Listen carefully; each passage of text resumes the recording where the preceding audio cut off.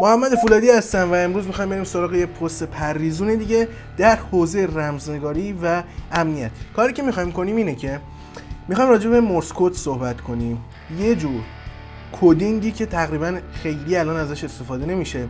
وظیفش این بوده که اون موقعی که اول تلگراف اینا اومده بوده بیان با استفاده از این اطلاعات رو منتقل کنن، حروف الفبا رو کد کنن. سیستمی که کار میکرده اینجوری بوده که هر حرف الفبا رو به نقطه و خط تبدیل میکردم. مثلا A میشده نقطه خط، B میشده خط نقطه نقطه نقطه. مثلا یک کلمه مثل SOS که کمک هستش و شما وقتی استفاده میکنید که کمک میخواید، حالا خیلی هم چند روزه استفاده میشه، 3 تا نقطه، 3 تا خط و 3 تا نقطه هست. خب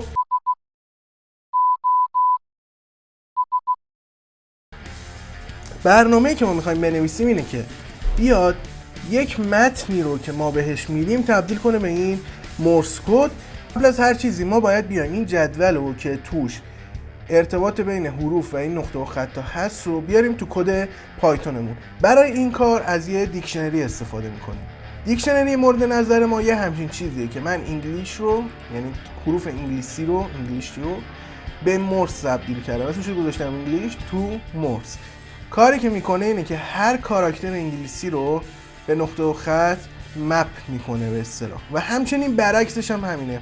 ما اگه بخوایم از مورس به انگلیسی تبدیل کنیم هم به یه دیکشنری نیاز داریم که میتونیم اینجوری درستش کنیم.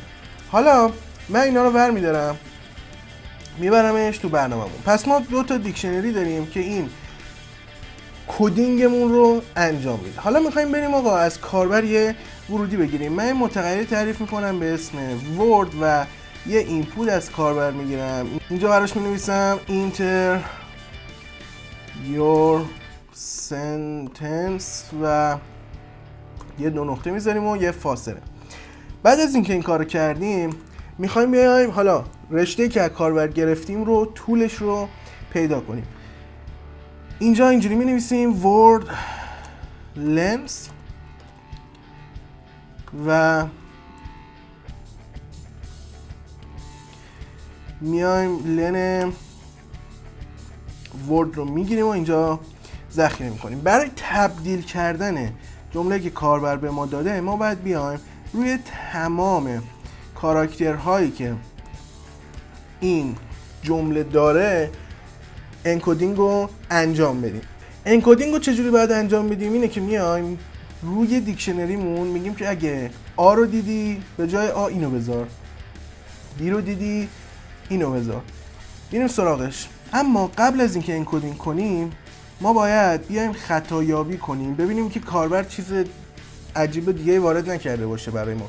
ما این دیکشنری رو که داریم نباید حروفمون خارج از این باشه. مثلا ما الان برای فارسی چیزی نداریم، مثلا برای حروف A, B, C, D, E, F, G تا Z و نقطه و علامت سوال و مثلا این کاما و اینا رو داریم. خب برای اینکه چک کنیم ببینیم کاربر درست وارد کرده باشه میایم نگاه میکنیم، میگیم if I که همون کاراکتر انگلیسی هست که از کاربر گرفتیم not in English to Morse، بیا پرینت کن که چی content has problem.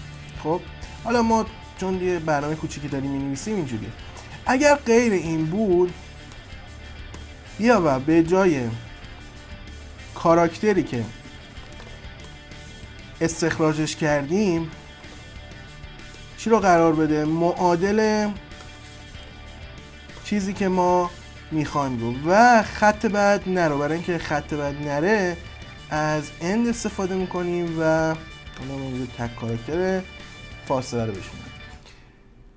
حالا سیوش میکنیم و برنامه رو اجرا میکنیم. خب میگه که جملتون رو وارد کنیم، میزنم سلام محمد هستم، اینتر میکنیم.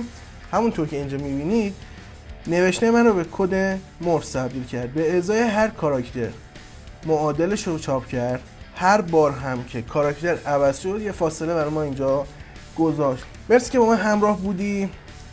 اگه این ویدیو رو دوست داشتی حتما لایکش کن، برای دوستات بفرست و کامنت یادت نره، به من انرژی میدی. دوستتون دارم، فعلا.